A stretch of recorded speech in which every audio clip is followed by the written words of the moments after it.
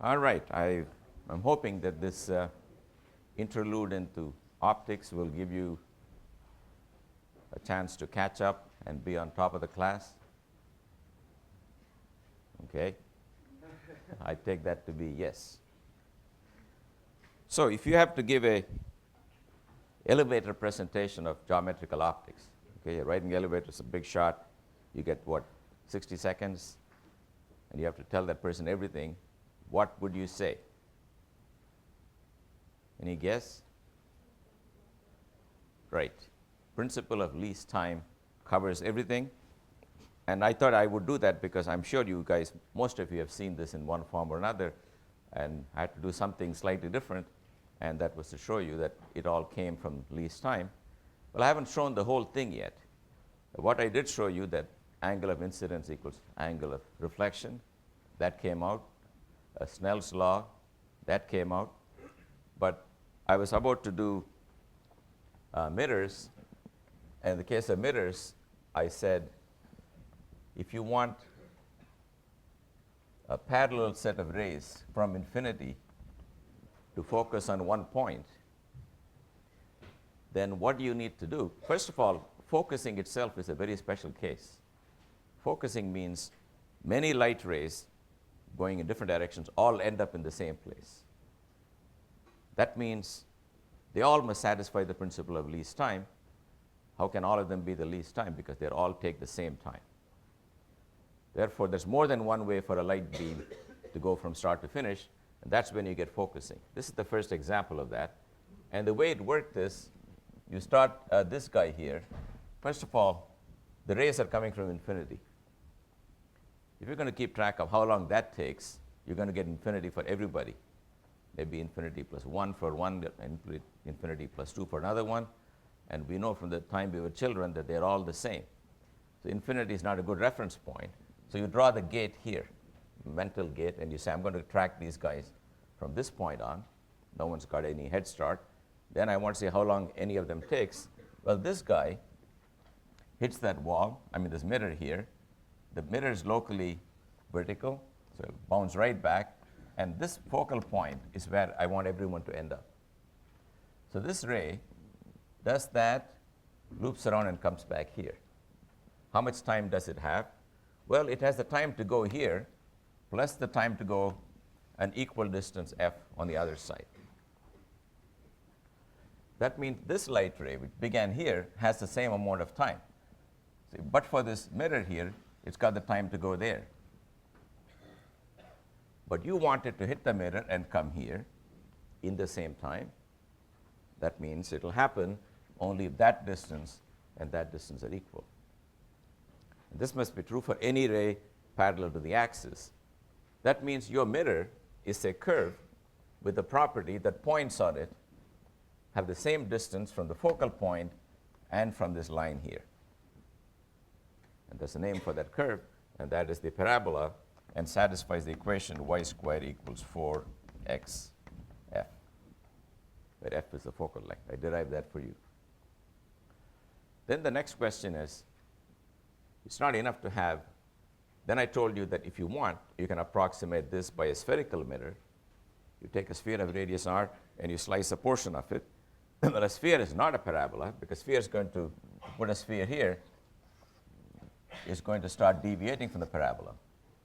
But you can fool this beam of light if you don't go too far from the axis. In that region, it coincides with the parabola. And you say, how big a parabola?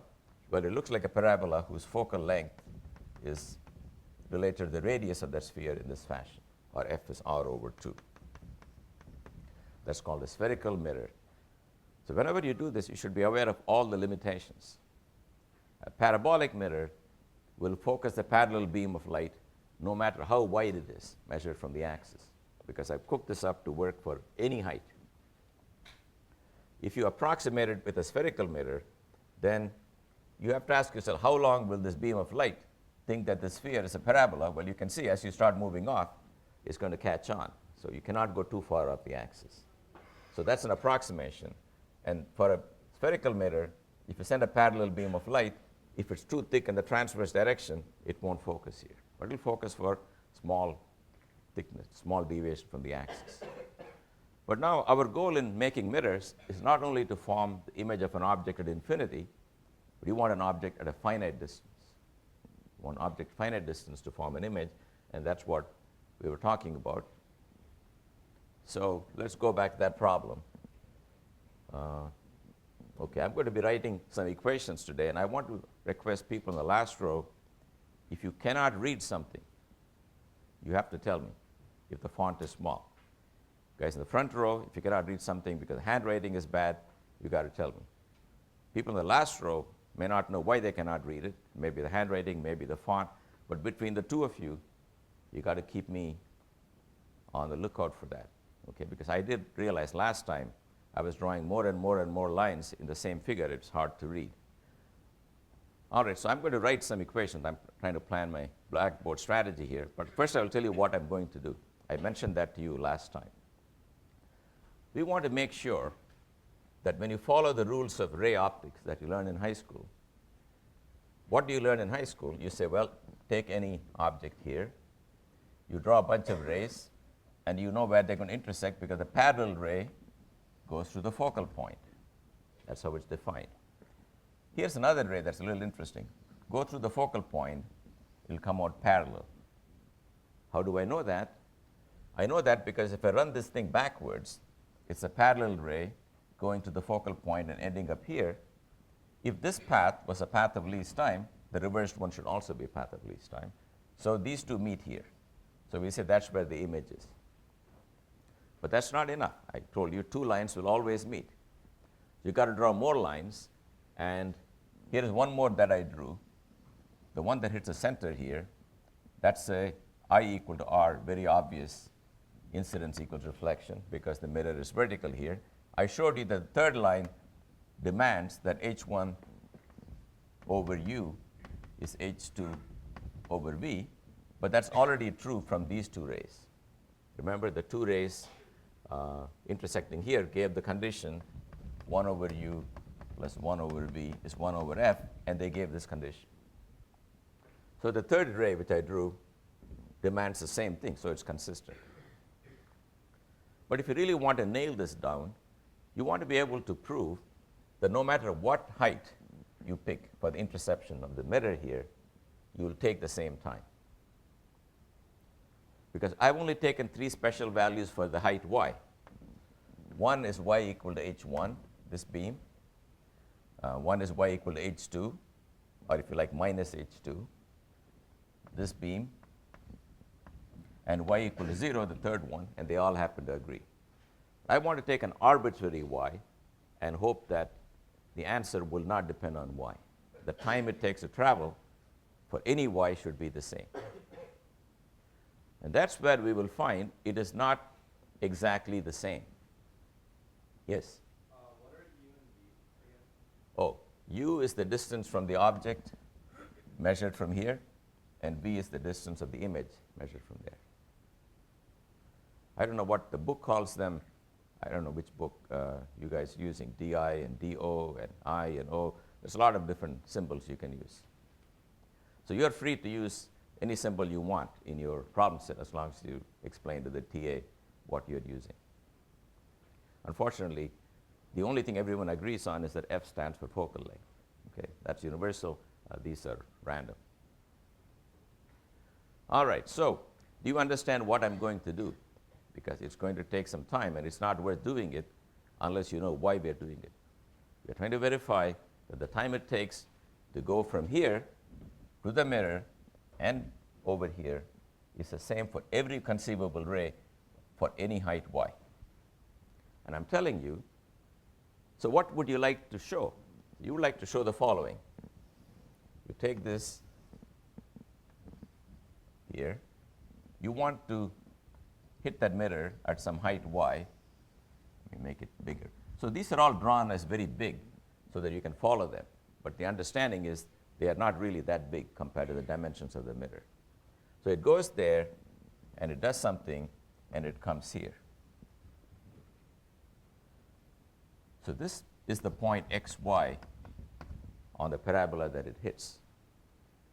D1 is the distance. I'm going to use Pythagoras theorem to calculate it. Is that distance. And d2 is that distance. So d1 depends on y. And d2 depends on y. I want to add them up. That's got to be independent of y. That's got to be the same for all y. In particular, it's got to equal the value when y is equal to 0.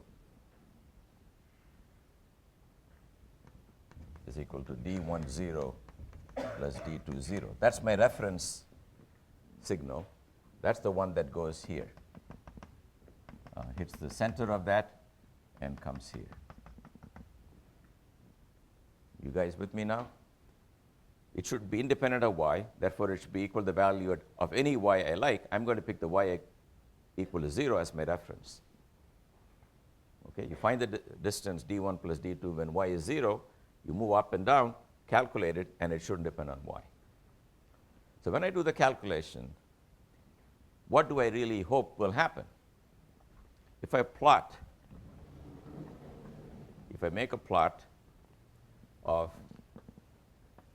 d1 plus d2 as a function of y, I am expecting the answer to be flat, independent of y. And this is the reference point, y equal to 0. But when you do the calculation, first of all, if the graph of d1 plus d2 look like this, that's no good. Because that means if you take y positive, you take a longer time than y negative. Obviously, that y and that y are not paths of least time because one is clearly taking less time than the other one. So you don't want anything growing linearly in y. So it's got to be quadratic at best. But then, even if it's quadratic, you go far out, you can see that the answer depends on y. So what I will show you is that the graph, if you plot it as a function of y, if you plot d1 plus d2 as a function of y, it's got some constant, which is the time for y equal to 0, plus some coefficient ay, plus some by squared, plus cy cubed.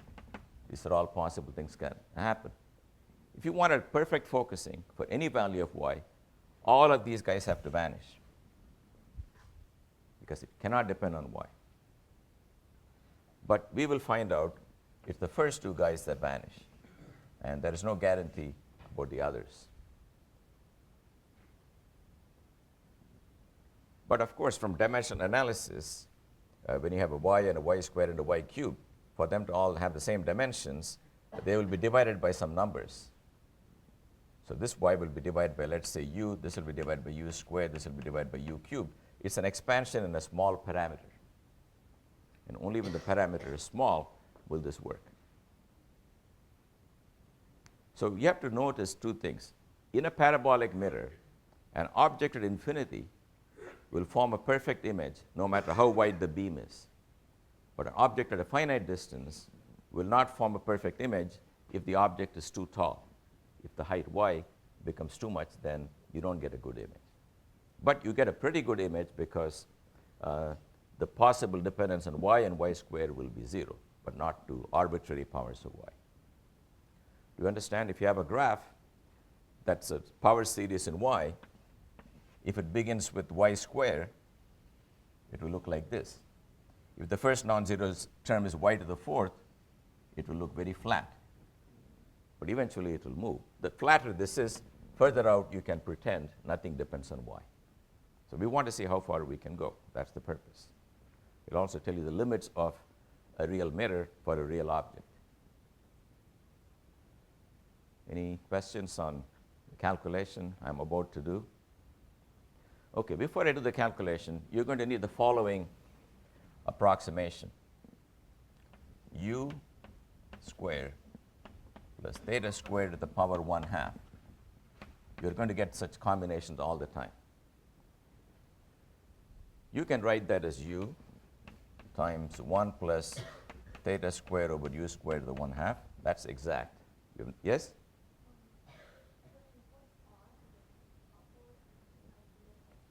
Oh, r in the top, r over 2. R stands for the radius of the sphere from which you cut out that piece. Everybody understands that?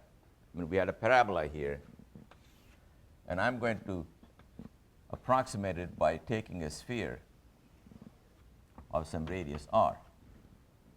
And that sphere, if you look at this portion here, it looks like a parabola. Then you can ask, what parabola does it approximate? I showed you that near the origin, it looks like a parabola whose f is equal to r over 2.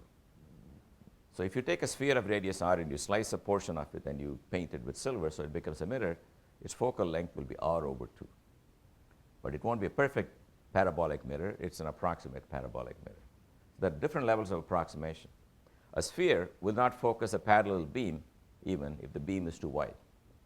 Parabola will focus the parallel beam no matter how wide it is, provided the object is at infinity. If the object comes to finite distance, I'm saying even the parabolic mirror will not give you a perfect image. But if it's very short compared to u and v and so on, it will do a good job. So let's see how that happens. So I'm going to need this approximation that looks like u. Now this thing I'm going to write as u times 1 plus theta square over 2u square plus dot dot dot theta to the fourth, u to the fourth, etc. I'm going to drop all this. This is the approximate expansion. 1 plus x to the n is 1 plus nx. So that becomes equal to u plus theta square over 2u. So let's bear that in mind. This is just a mathematical preliminary I'm getting out of the way so we don't get stuck in that. Yep. Is the u the denominator squared?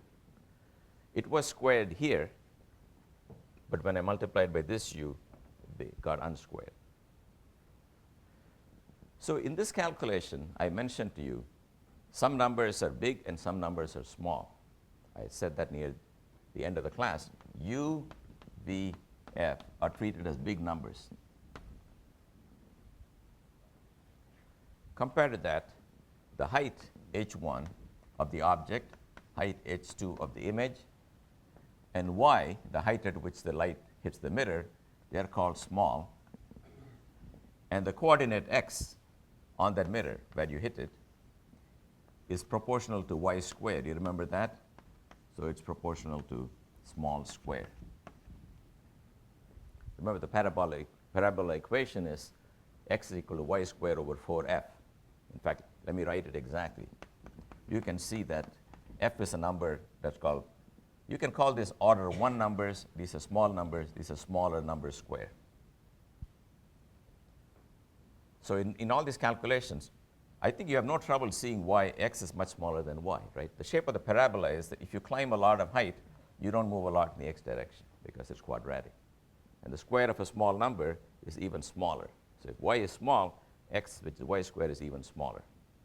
So I want to do this because no matter what field of life you go into, well, not every field, but in most fields where you have to do some kind of calculation, whether it's in economics or biology or whatever, you should know how to do approximate calculations. I'm trying to show you how to do a systematic approximate calculation. Most of the calculations people do are approximate. In fact, every calculation ever done by any physicist is approximate because we're neglecting something. You show me one result that you swear is accurate. It is not. Everything has got corrections. So we should learn how to find the big numbers in the problem and keep them, and how to organize our calculation, if you like, as a series in small and smaller squared and smaller cubed, and you keep a few terms. So let's calculate now the distance d1 and d2. So we'll have to look at the picture here. So let me just write down what I get. d1 plus d2 is going to look like h1 minus y whole square plus u minus x square. That is d1. And d2 will be h2 plus y square plus v minus x square.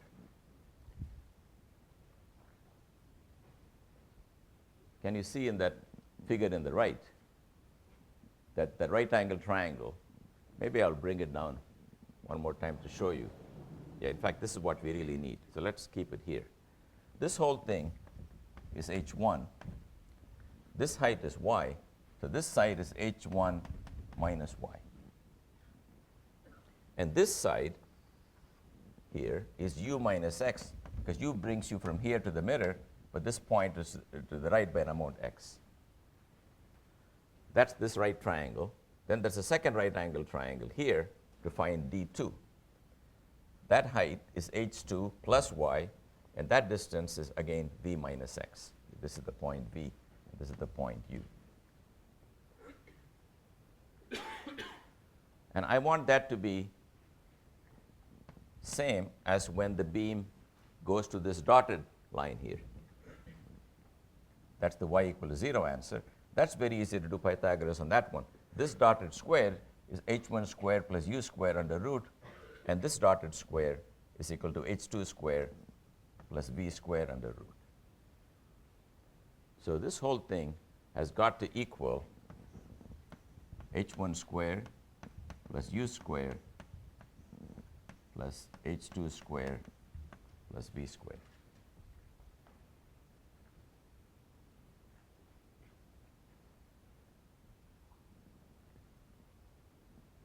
So the right-hand side does not depend on y. Left-hand side depends on y. In the best of all worlds, somehow all the y dependence will magically cancel. But it's not going to happen. I can tell you right now. What you will find is that the term linear in y will cancel. The term quadratic in y can be made to cancel, and that's all you can do. So let's now look at these two things. Let me look at the right-hand side. It's very easy to do this one. I already paved the way for this. Remember, h1 is a small number. U is the big number. When you do this one, you will get u plus h1 squared over 2u. You see that?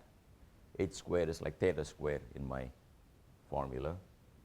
And this will look like v plus h2 squared over 2v.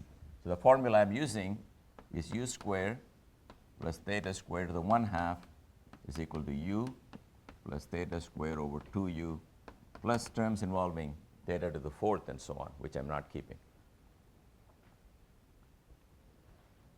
So the right-hand side is very easy to calculate. It's that. So let's look at the left-hand side now. So let me open out everything in the bracket here. I get h1 squared plus y squared minus 2h1y plus u squared minus 2ux plus x squared.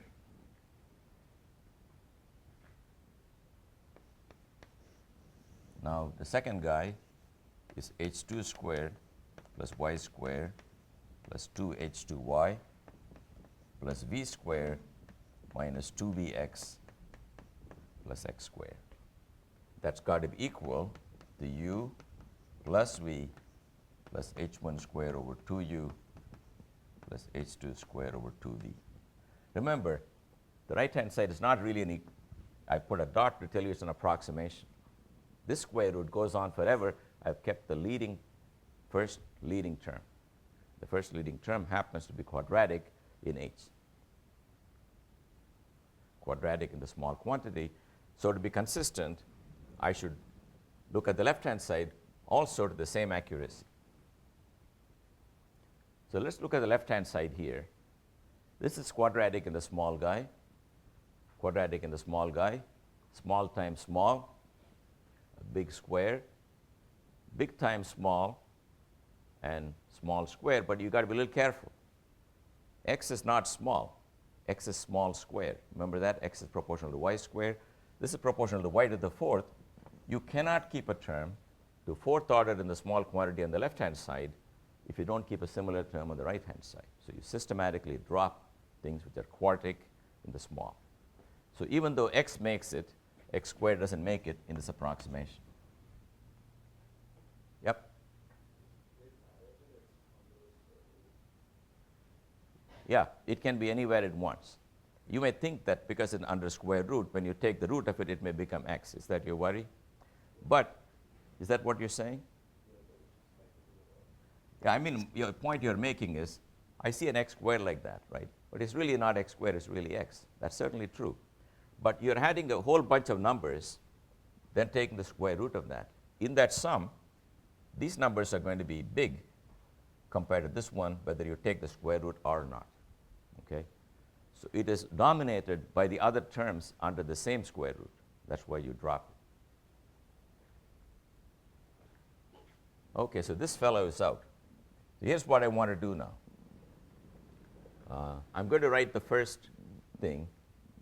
So let's decide what to call what. This is my u square. The rest of these guys are my theta square. You understand that? This is u. Unfortunately, they're not next to each other, but all of that is theta squared. This is u squared. Then the formula tells me this is equal to u plus h1 squared plus y squared minus 2h1y minus 2ux over u plus v plus h2 squared plus y squared plus 2h2y plus, let me see, minus 2vx divided by v is equal to u plus v plus h1 squared over 2u plus h2 squared over 2v. This is what I want to this order. Now, I have an x everywhere, but x is not independent. X is equal to y squared over 4f. So what is minus 2ux? Minus 2ux will be minus y squared over 2u over f. Yep. Yes, thank you. Very good.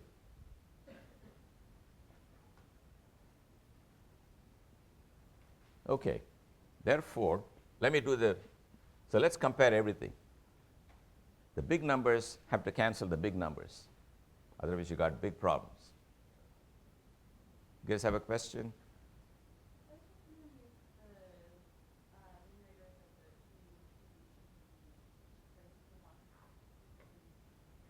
Oh yeah, it was to the 1/2, but I've taken this approximation that when you take it to the power 1/2, look at the top right. U squared plus theta squared to the power 1/2 is u plus theta squared over 2u. Okay? Yeah, so I've done this a lot of times, but I want you to follow this because this is telling you how to organize the calculation. So this is how we organize. You identify quantities which are quantities of importance, and then smaller and smaller quantities, and you balance the equation starting with the big numbers, then go to the smaller numbers. So the big numbers better match. So that tells you u plus v matches u plus v. That's fine. Now take the terms proportional to y.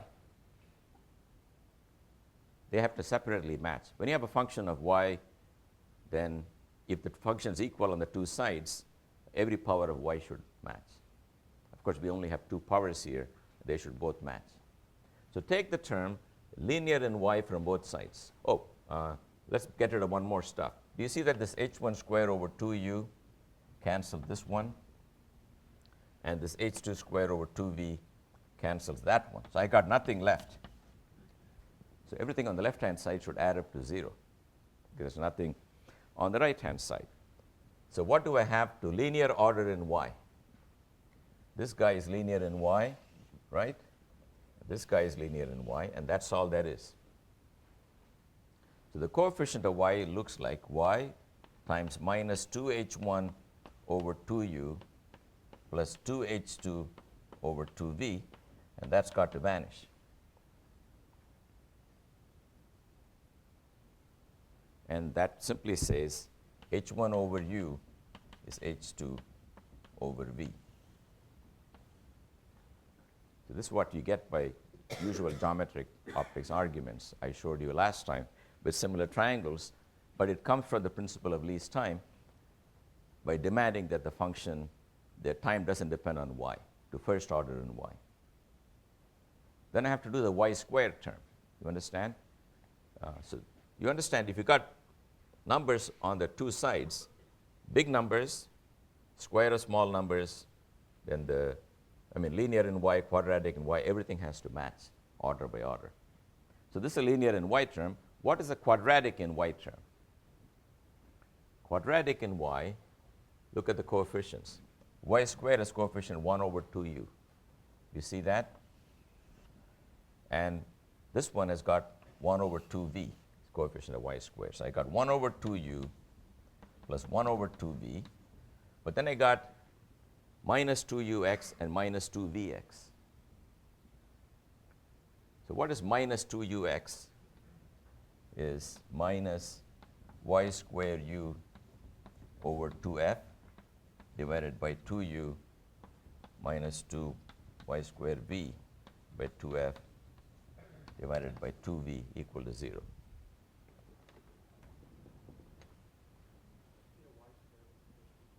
Yes, I'm sorry.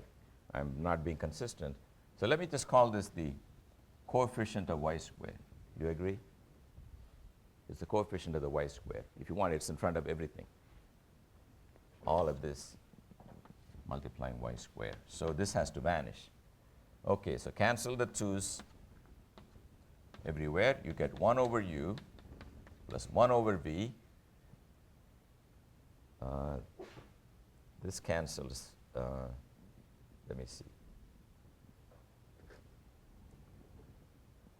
There is no 2 here because 2ux is equal to y squared u over 2f. This 2 is not there. Sorry.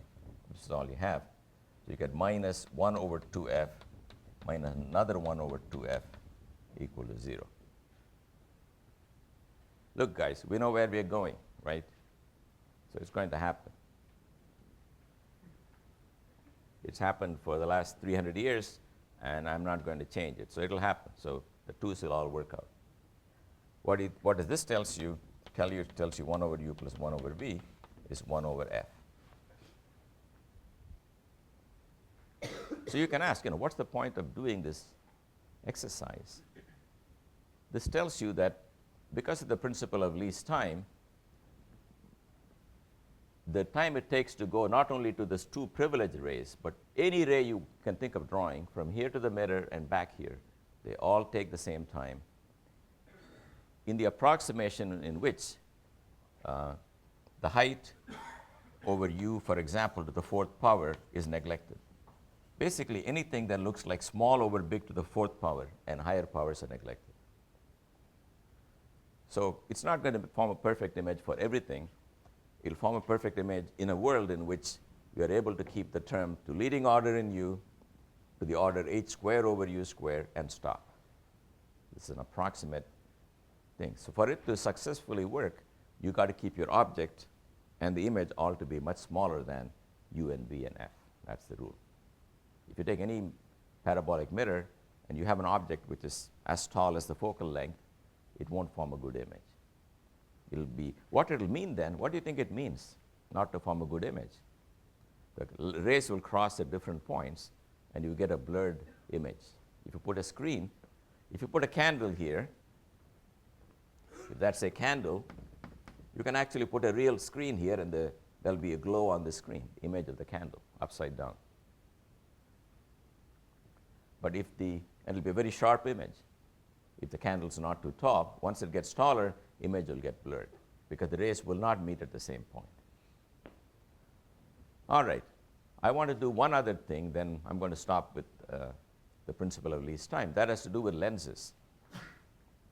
You saw how a mirror does the job. Let's take a lens. Let's say we have the following lens.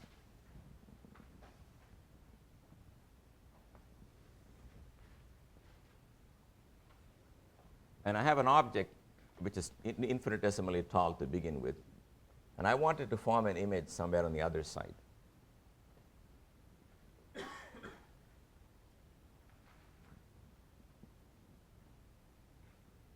So you can ask yourself, how can the light rays reading this in different directions arrive here and all take the same time? It's clear that this guy is the shortest path.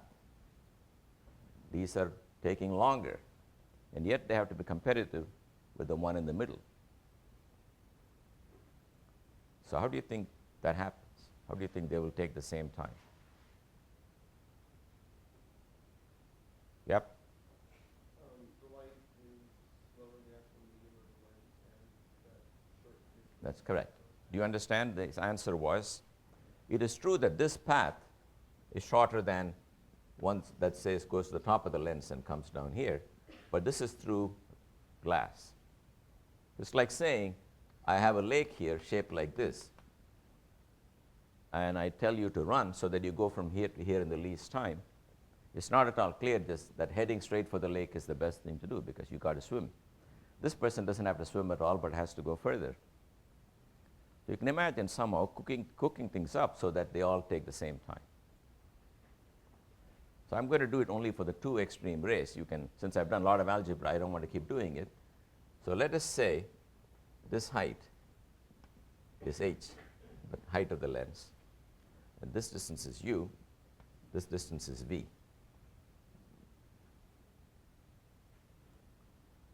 And the refractive index is n of the lens. What that means is 1 meter in air, 1 meter in glass is like n meters in the air. Do you understand in terms of travel time? Everybody with me? That's what it means to say it goes slower. So a meter of lens is worth n meters of air. That's the consequence of the velocity of light. We're trying to find equal times, so when it travels here, it travels with a velocity c over n. Therefore, the time it takes when you divide the distance by time will be n times as big. Okay, then there's one other result I'm going to need, so I don't want to interrupt you later, which is the following. I'll take this glass here, this face of the lens, and let's say it's coming from a sphere of radius r. So that's the center of the sphere.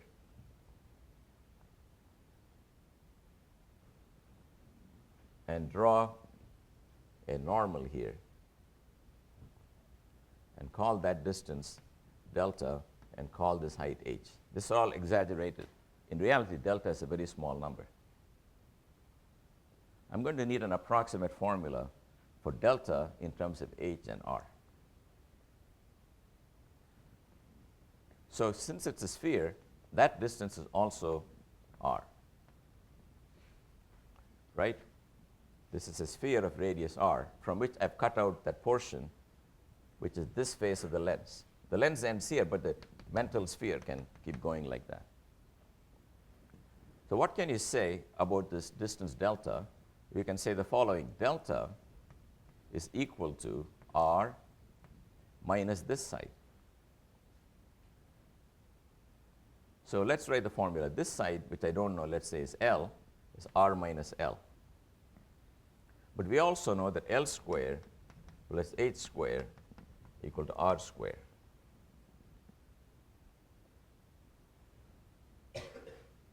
Therefore, L square is equal to r square minus h square, or L is square root of r square minus h square.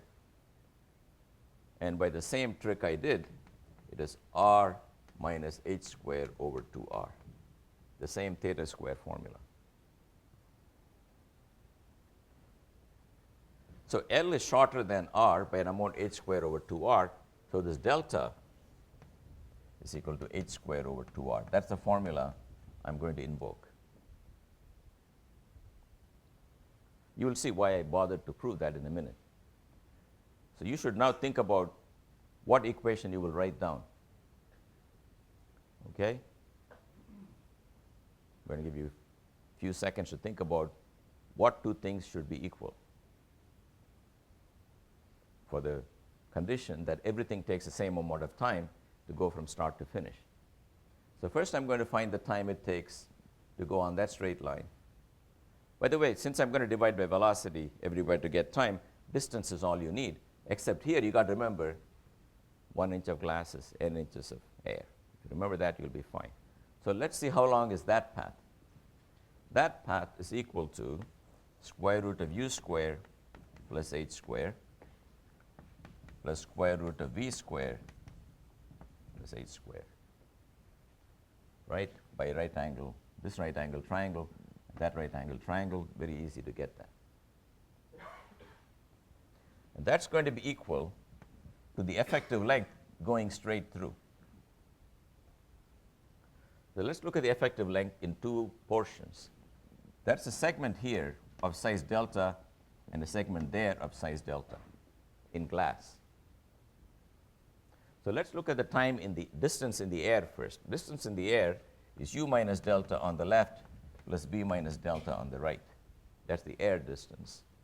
Now I got to add to that 2 delta times n. That's what you have to remember. That's the only non-trivial part of this, is that this distance 2 delta, it should be multiplied by n, because you're traveling at a speed reduced by n. In terms of time, it's a distance factor increased by n. So this becomes u plus v plus 2 delta times n minus 1. That's the right-hand side. On the left-hand side, it's u plus h squared over 2u plus v plus h squared over 2v. Again, in the same approximation, in the quantity h squared over u squared or h squared over v squared. There are higher powers of h over v, which I'm not keeping on either side. And even here, there are higher powers of h over r that I'm not keeping. So get used to the notion. Okay, u, v, f are big, h, y, etc. are small. So you cancel the u and the v. Write the formula for delta. Delta was equal to h squared over 2r times, I'm sorry, did I make a mistake here? I guess not. Okay.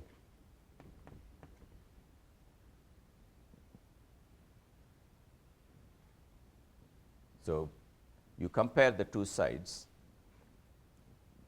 you find 1 over u plus 1 over v. In other words, drop these 't's and cancel the h squared everywhere. 1 over u plus 1 over v is equal to 2 times n minus 1 over r, which I'm free to write as 1 over f if I like.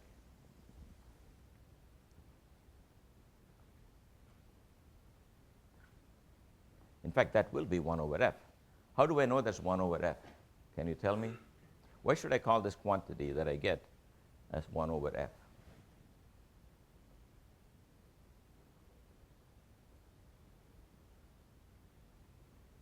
It is what I got, but my question is, what allows me to identify that? Yes?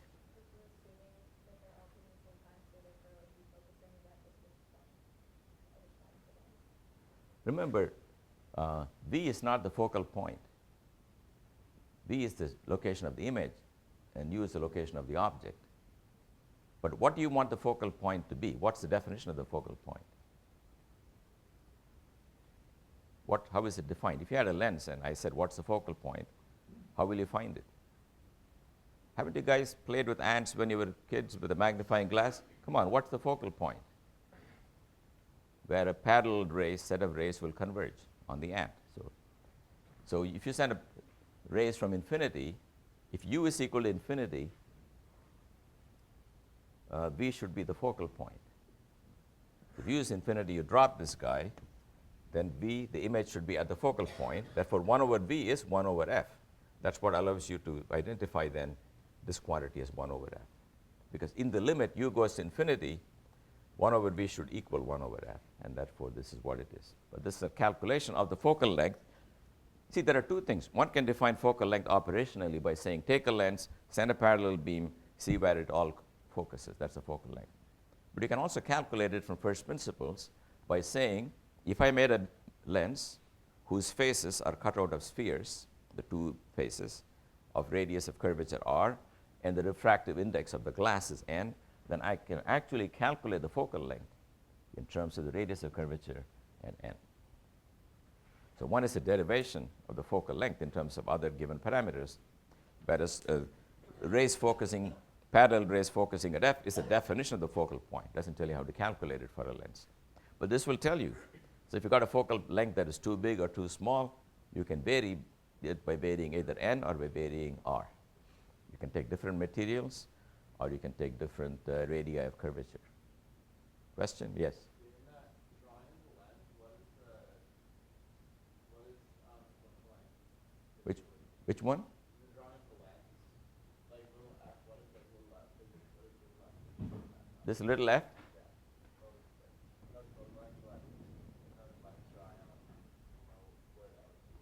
You want to know what f means?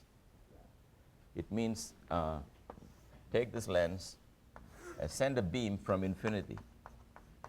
That means it comes in parallel rays. That means u is equal to infinity, then 1 over v then becomes just 1 over f. That means v is equal to f. V is the image point, so that f will be here. So that's what it means.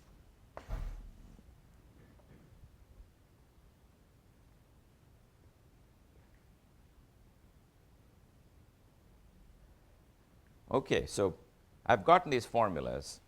I spent a lot of time deriving them.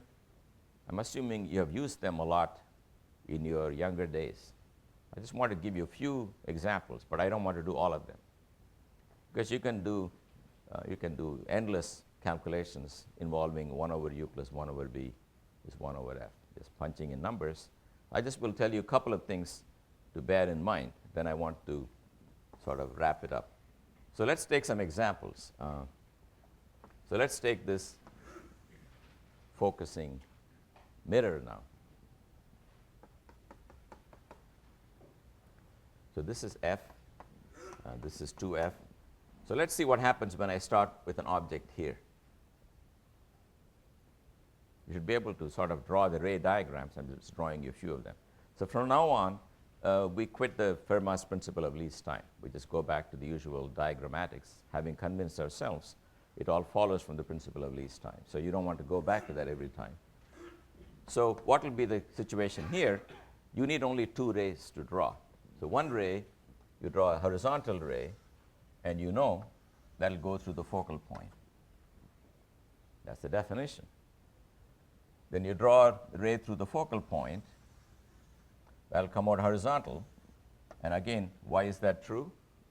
That's true because if you sent a parallel ray at this point, it will go to the focal point, and if it ends up here, then the reverse is also true. Any ray that's possible, then the time reversed version of that's also possible, because if one takes the least time to go from A to B, other takes the least time to go from B to A. That's how you draw these, and they intersect somewhere here. In fact, one can show that if you're to the right of 2f, the image will be to the left of 2f. If you're exactly at 2f, you can show the image will also be at 2f. Let's see why. 1 over u plus 1 over v is 1 over f. I'm saying if u is at 2f, and I believe v is at 2f, I get them to add up to 1 over f, so that's correct. So 2f is the point where the image and the object cross. See, objects at infinity focus on f. As you move the object to finite distance, the image moves away, and they cross when you put it at 2f. Then you can, of course, go closer than 2f, and you can ask, what image will I get? So maybe I'll draw one more picture for that one. So this is closer than 2f, closer than 2f, but more distant than f, something here. So draw that ray, draw it parallel, draw that ray, draw that, and they will meet like this.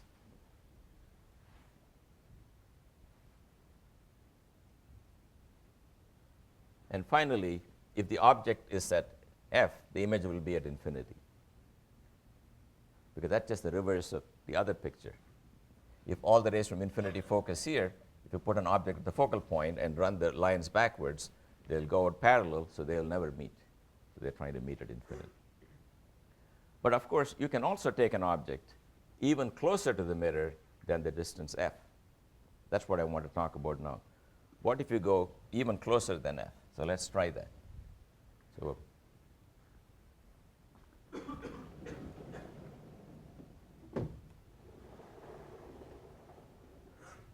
So here it is. Same guy. This is f. And I want to take an object here.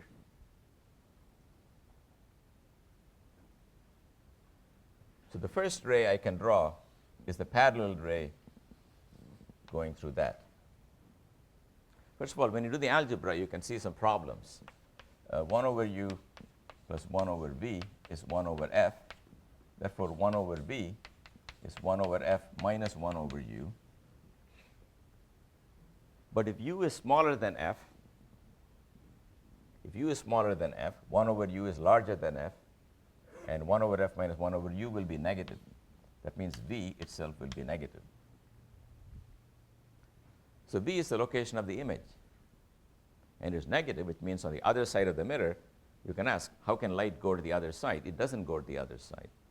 But you will see that it looks like something is behind the mirror on the other side. So let's see why that happens. You will have some difficulty drawing the second ray. Remember, the second ray, you draw through the focal point, and you say it comes out parallel. If I draw a ray through the focal point, now I got to go backwards. Previously, you drew an object and you drew a line through the focal point heading towards the mirror, but the focal point is behind you. So what's the fate of this? Here is what you do. Continue it backwards, and I claim it will come out like this.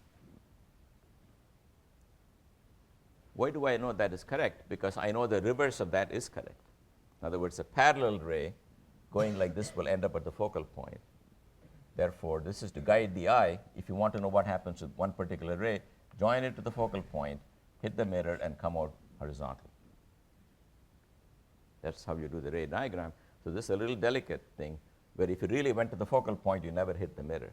You do that to get the direction, but you continue the other way, and you come out parallel. And the logic is, if I draw it backwards, I know that's correct. But now look what's happening. These rays are not focusing anywhere. In fact, this ray seems to come from somewhere in that direction. That ray seems to come somewhere in that direction. So the two of them meet here. That means to a person looking from here, from this side with the eye, the two rays, when you extend them backwards, seem to emanate from this point. So that will look like that is a candle behind the mirror emitting. So that's a virtual image. So virtual image is when there is no real image, but everything seems to come from a point behind that.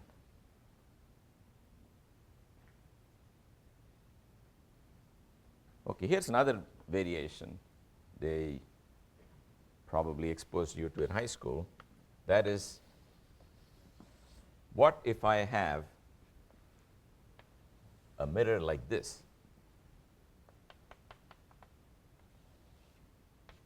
And I send some parallel rays into that guy.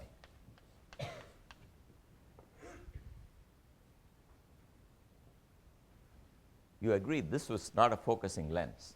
It's not a focusing mirror, because you can already see this light ray will come here, take off like that. That ray will go right back. This will come here, take off like this. So it is not a converging lens. But what is true is that if you extrapolated all these lines backwards, they seem to emanate from this point.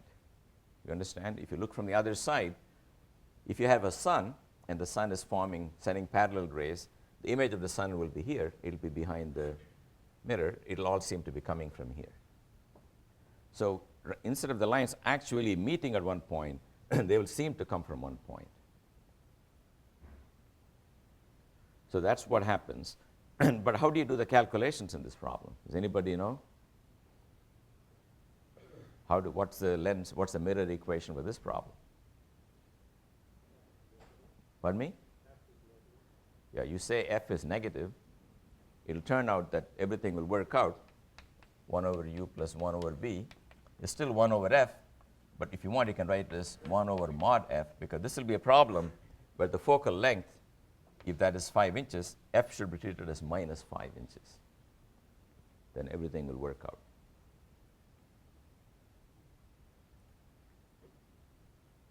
Similarly, a lens which looks like this is a diverging lens. If you send a parallel beam, it will spread out like that. But to a person on the other side, everything will seem to come from a point here. You can do that lens again by using focal length to be negative. So u and v and f are positive for a certain standard Mickey Mouse problem where you have a focusing lens and you have u bigger than f, then v is positive and everything is positive. But you can then move around in this world of parameters where v becomes negative. That means it's a virtual image. U is never negative because you put the object where you like. And you can also have the focal length being negative if the lens, instead of being a focusing one, is a convex one that causes divergence. Or a lens which is causing divergence also is described by f negative.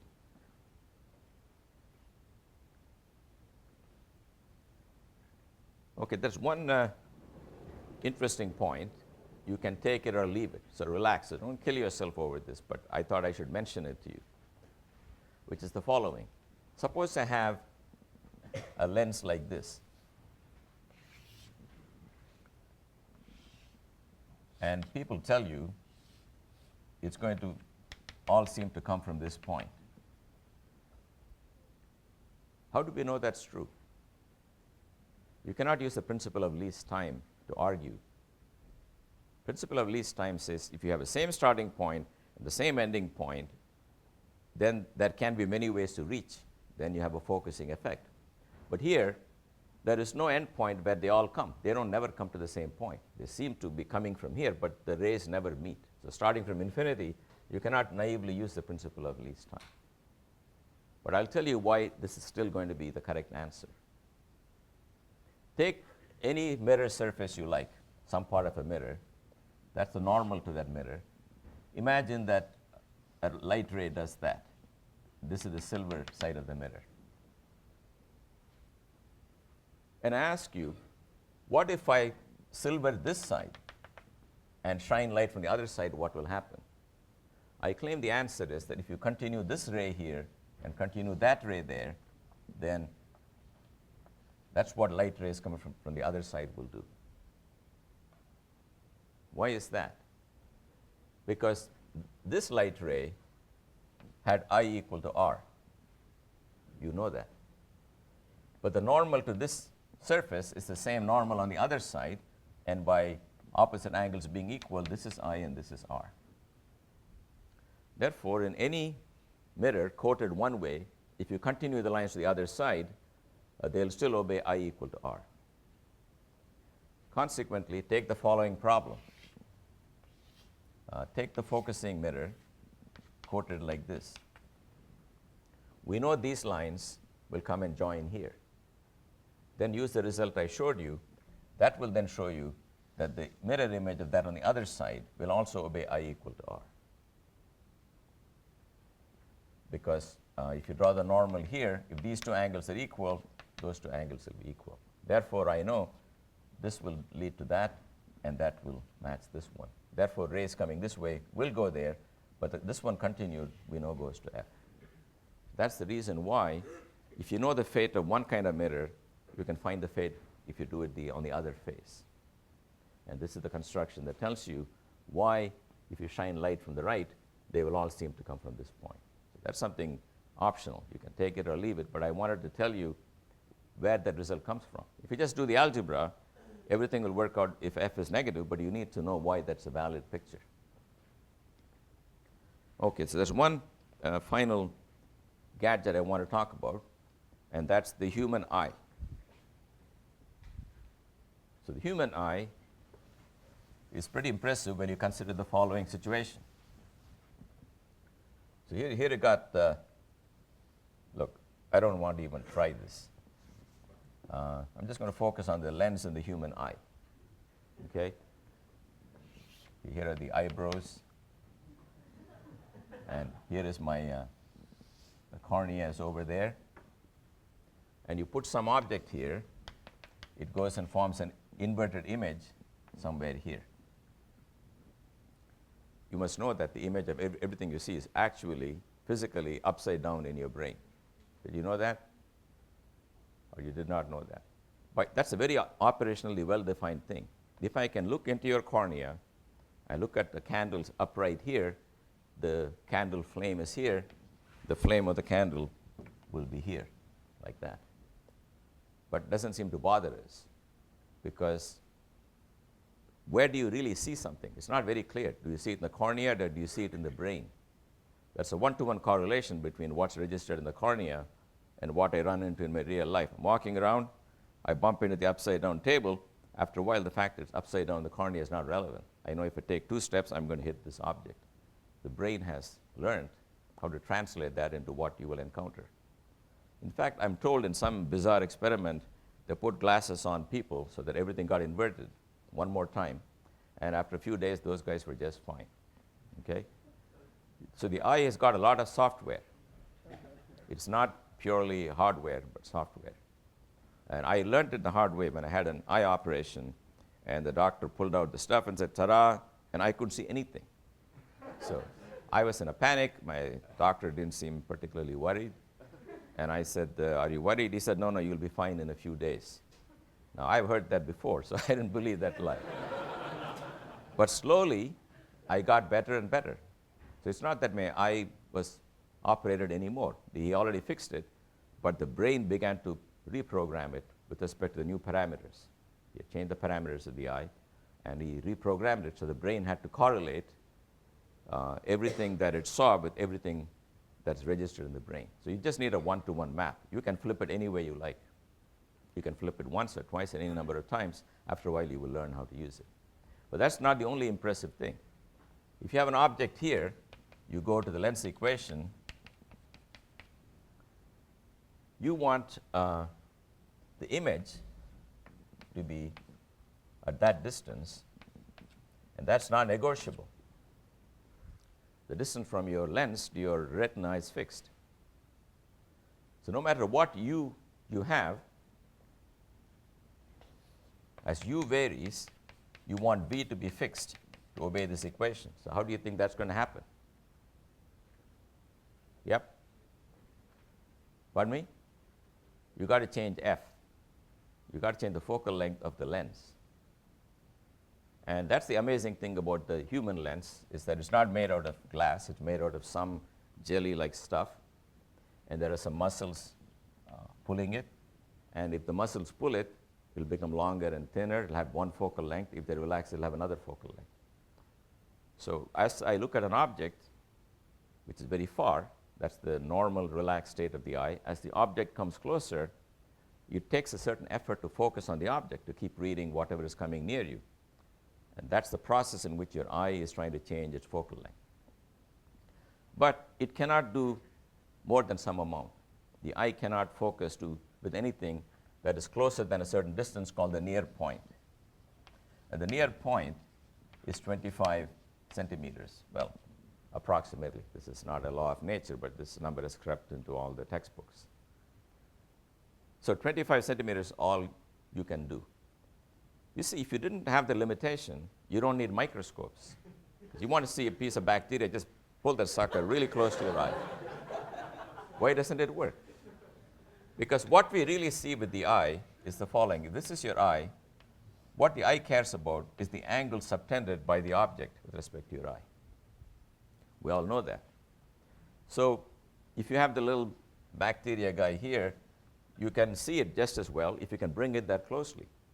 That'll look as big as a pencil 1 meter away, except the eye cannot accommodate that. That's why you need a magnifying lens. And that's the last thing I'm going to tell you, is the principle of the magnifying lens. So here is the deal.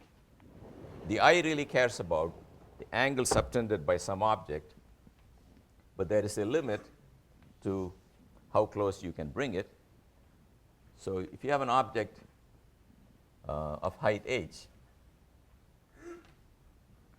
and you don't have any length, you just have your eye and you're looking at it, then if that's the height h, and that's the angle theta, the best you can do for theta naught is tan theta naught equal to h over this 25 centimeters.